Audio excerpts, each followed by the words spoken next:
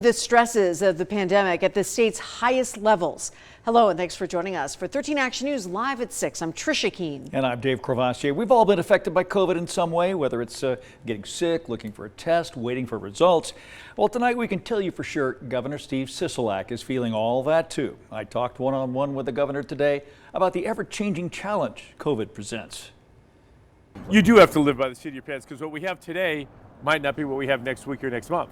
I mean, Omicron, some scientists and doctors are saying that this is good, it's going to get through, and it'll start going down quickly. The governor told me the battle against COVID requires a steady stream of information. Reports from scientists, doctors, and analysts. Regular people, too. I get several daily reports on this one. Yeah, I get several on this one, and phone calls, so pretty much updated continuously. Each variant is different. Omicron has been more contagious, but often less severe. The governor told me he keeps an eye on the hospitals. So the hospitals are overwhelmed just because of the vast number. We had statewide a little under 5,000 cases today. When I asked him about the long-term effects of COVID, the governor says he's most worried about jobs. He acknowledges there's a disconnect. Part of that problem is we've got 50, 60,000 people needing a job, and we got 100,000 job openings, but you can't get them together. They're going to have to change some of the jobs. Some of the people are going to have to finally understand that they're going to have to change their job path, their career path, and I think that once they do that, it's going to be a lot better. The governor underscored to me that we should all continue to err on the side of caution out in public,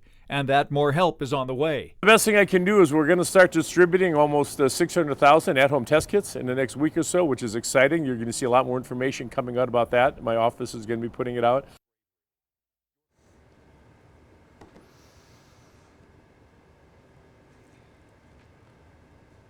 All right, Dave, in all the middle of this with the governor, he has yet to get into campaign mode yet for the election. We talked about that a little bit. He knows he's in a pretty tough battle coming off the pandemic, the shutdown, the problem with unemployment, as we mentioned there in that piece. Sisolak says he's right now he's just focusing on COVID and the economy. And for that, even filing for elections still a couple of months away, so he didn't have a lot to say about the race or his opponents so far. And yet the impact really early on from this pandemic was the tourism industry. And today an event was held inside Allegiant Stadium, and we're taking a deeper look at how Nevada's tourism is looking right now and in the future. And I'll have that story coming up for you tonight at 6:30. And Governor Sisolak also posting an update on vaccinations regarding kids. He says in the past month, vaccinations for kids between 5 to 11 years of age in Clark County have gone up from 14 to 18%. Sisolak adds that statewide, more than 51,000 kids have been vaccinated. He also thanked families for helping to protect kids from COVID-19.